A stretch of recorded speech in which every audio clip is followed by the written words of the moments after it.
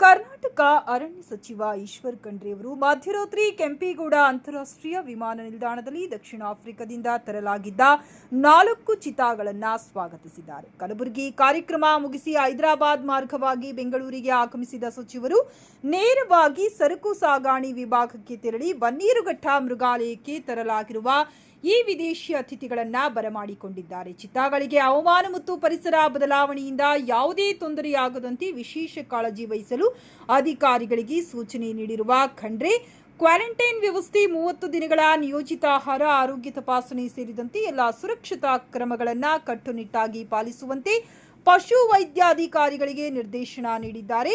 ಪ್ರಾಣಿಗಳನ್ನು ಸುರಕ್ಷಿತವಾಗಿ ಬನ್ನೀರುಘಟ್ಟ ಜೀವ ವೈವಿಧ್ಯ ಉದ್ಯಾನಕ್ಕೆ ಸಾಗಿಸುವ ವ್ಯವಸ್ಥೆಯನ್ನ ಸಚಿವರು ಪರಿಶೀಲಿಸಿದ್ದಾರೆ. ಒಂದು ಕಾಲದಲ್ಲಿ ಕರ್ನಾಟಕದ ಕಾಡುಗಳಲ್ಲಿ ಕಾಣಿಸಿಕೊಂಡಿದ್ದ ಚಿತಾಗಳು ಈಗ ಸಂಪೂರ್ಣವಾಗಿ ಅಳಿದು ಹೋಗಿವೆ. ಕನಿಷ್ಠ ಮೃಗಾಲಯಗಳಲ್ಲಾದರೂ ಜನತೆಗೆ ಅಪರೂಪದ ವನ್ಯಜೀವಿಗಳನ್ನು ನೋಡುವ ಅವಕಾಶ ದೊರಕಬೇಕು ಎಂಬ ಉದ್ದೇಶದಿಂದ ಈ ಕ್ರಮವನ್ನ ಕೈಗೊಳ್ಳಲಾಗಿದೆ ಎಂದು ತಮ್ಮ ಫೇಸ್ಬುಕ್ ಖಾತೆಯಲ್ಲಿ ಸಚಿವರು ಪೋಸ್ಟ್ ಮಾಡಿಕೊಂಡಿದ್ದಾರೆ. ಚಿತಾಗಳ ಸಂರಕ್ಷಣೆ ಮತ್ತು ಸುರಕ್ಷತೆಗೆ ಅತ್ಯಂತ ಆದ್ಯತೆ ನೀಡುವಂತೆ ಕರ್ನಾಟಕ ಮೃಗಾಲಯ ಪ್ರಾಧಿಕಾರದ ಅಧಿಕಾರಿಗಳಿಗೆ ಸಚಿವರು ಸೂಚಿಸಿದ್ದಾರೆ.